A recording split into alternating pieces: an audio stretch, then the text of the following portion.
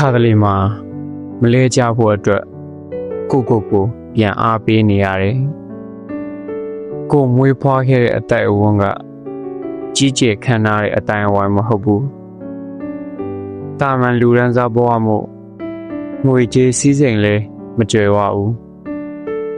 မင်းခိုစရာရေလို့လဲအများသူငါလို့ဆွေမျိုးရေလို့မရှိဘူးဆယ်အောင်ဖို့အဖေနဲ့အမေရဲ့ချွေးဆက်တွေနဲ့ရှင်းခဲ့ရတာအဝေးတင်ပွဲလေးရဖို့အရေး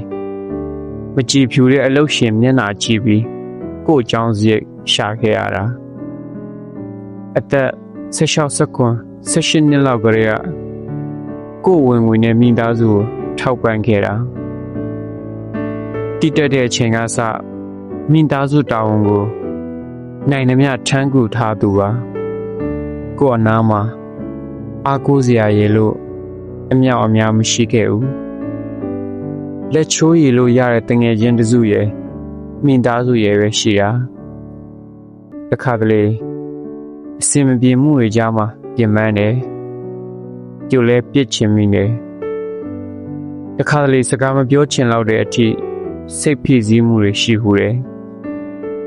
ဒီလိုသင်ခန်းစာတွေကြားမှာ